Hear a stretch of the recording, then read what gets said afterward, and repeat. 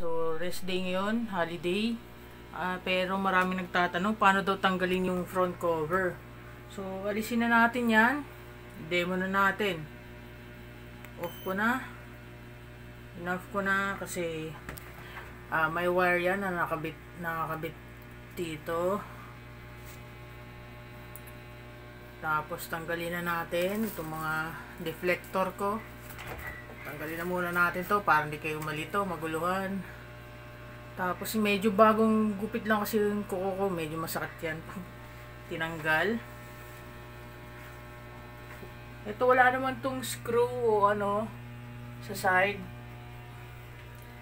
Ayan, wala siyang screw o kahit ano. Tanggalin ko na to para malaglag. Tapos ito naka-angle siya, medyo aggressive yung angle ko dito. Ayan. Kita nyo naman, nakataas dito banda para pababa, para hindi, kasi yung likod nito exposed sa ulan, walang bubong, kaya para hindi pumasok yung tubig, naka-angle siya na ganun, lalo pag malakas yung hangin. Para safe, unplug ko na din to. Ayan, sunod to yung Sonoff adapter. At ayan yung watt meter. So, pwede ito i-pop. Ayan. Kita nyo, na-pop ko na agad. Mahirap lang ito ikabit. Ayun, nalaglag yung filter. At ayan na siya. Ayan yung wire. Hugutin nyo lang yan. Yung pin na yan. Ito. May pin, angat nyo lang to, pindutin nyo to para mahugot nyo, tapos ganyan na siya. Since binuksan ko na, ay sprayhan ko na to ng chemicals panglinis. Sprayhan ko na yan. Ay, malinis siya dahil sa kalakuang paglalagay ko ng extra layer ng filter. May nabibili ding filter na dito mo ilalagay.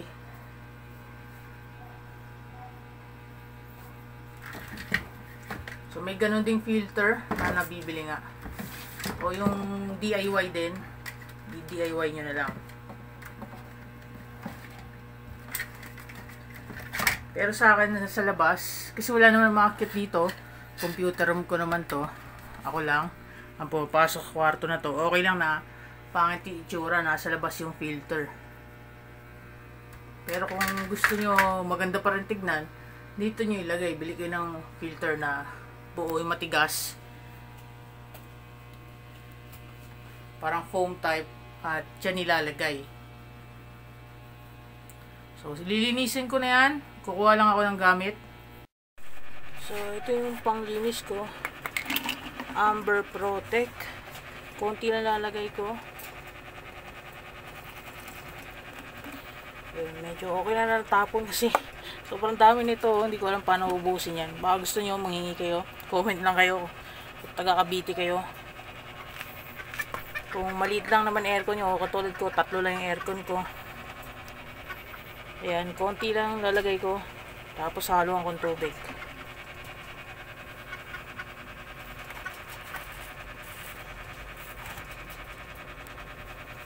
Sobrang konti lang nito. So, mga 15% nga lang. Spray nyo lang.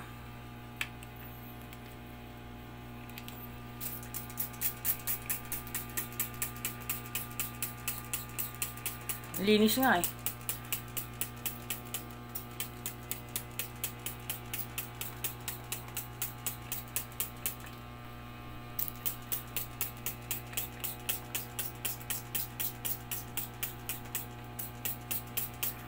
Tapos kailangan banlawan. Ingatan nyo lang, masakit sa mata to. Natouch ka na ako kanina. Sa baba, yung split type. Yung AUX. Kung may AUX kayo, ginagawa ko din ng content yun.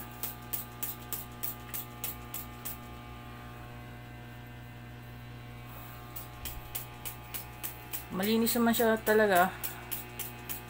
Dahil nga sa extra layer ng filter.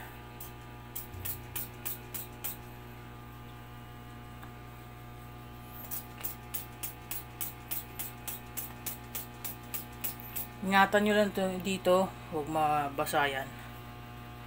Huwag nyo na lang gayahin kung ako sa inyo. Pero ang linis kasi nga niya eh. Kahit hindi nalinisan. Tagal na nang nilinisan ko to. Ano pa? November last year. November 2022. At ngayon ay August 30. 31. Hindi, August 29 pa lang ata. So 29, 2023. So magsi-September na. Ayan, mga 10 minutes bago banlawan.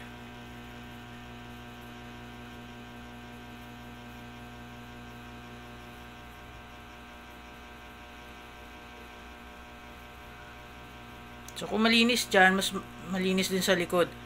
Kaya lang hindi ko ma-access. Kailangan ko tong hugutin. Tas yung sa likod kailangan tanggalin eh. Pero yun, ganyan lang gagawin ko. So babango yan dahil nilinisan ko. Pero kailangan pa nga banlawan. Babango na yan.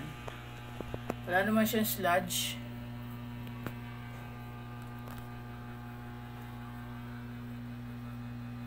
Ayan, malinis oh. At makikita nyo naman may tutuluan pa din dun oh.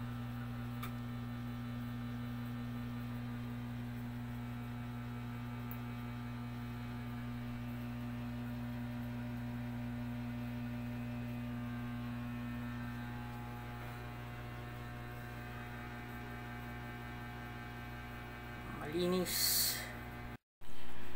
Ayan. Babanlawan ko na lang siya. Tubig na lang to na deep well nga to. Mas maganda kung distilled.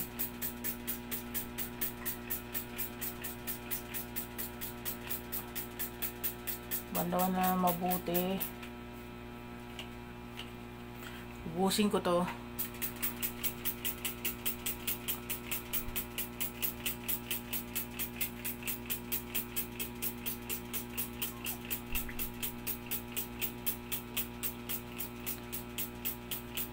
So ngayon ko lang siya nilinisan ng ganyan. Madalas yung general cleaning lang.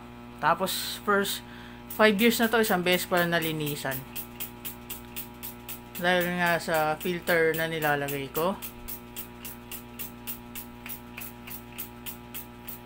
Check nyo na lang yung video ko nung gaano siya kadumi. Hindi siya ganun talaga kadumi. Butiki lang yung naging problema, yung mga itlog ng butiki. Kasi pag bare months hindi ginagamit to noon. Ngayon ginagamit ko na kasi nandito na to sa taas. Dati nasa babang kwarto to.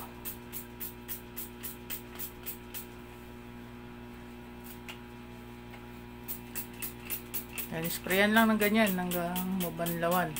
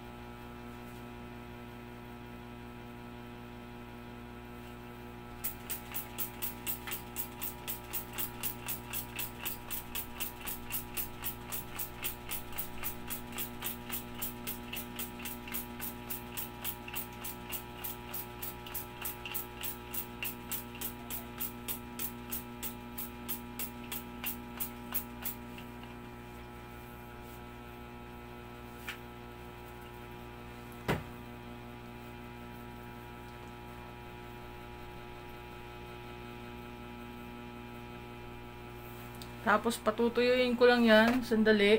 Pero since kailangan ko nang ibalik yung cover para sa demo, Ganyan na lang muna. Ibabalik ko na yan para matapos yung demo, paano magbalik saka paano ikabit uli. Pinalik ko lang yung sensor. So ito yung bumabangga nga sa filter. Mamaya ko pa yan i-on, baka mamayang gabi pa.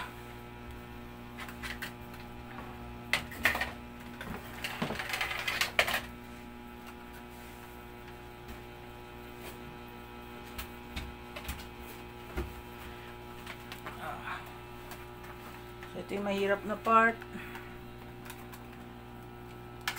kasi hindi na siya balanse sa akin. So ayun, kinabit ko lang yun. Tapos unahin ko na yung sa taas. Ayan, ang dumi oh. Sa talsik yan eh, na umuulan nga kasi nababasa yun sa likod. Tapos ito itutulak lang to, ganun lang kadali.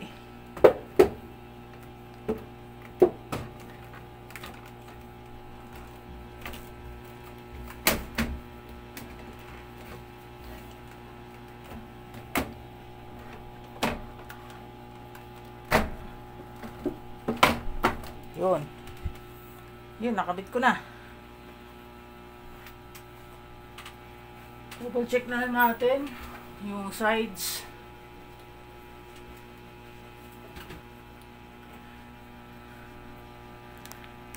Ayan. Medyo hindi nga kasi siya pantay dahil nakatornilyo na to sa dito sa dyan.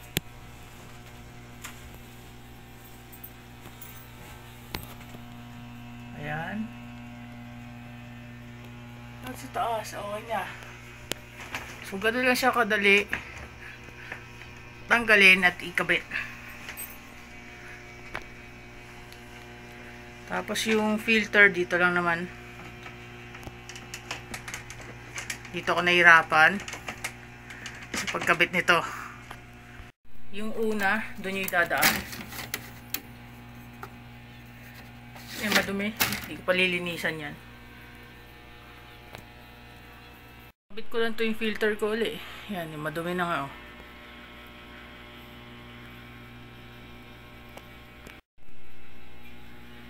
Takot kasi ako ilagay ito sa loob, baka ano mangyari. Kasi malambot siya na type. Hindi yung matigas nga na straight. Parang sponge type na filter.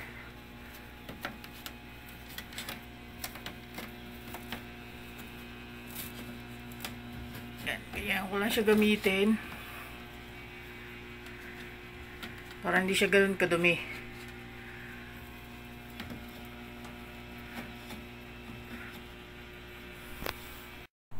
Ayos naman siya, wala naman sira.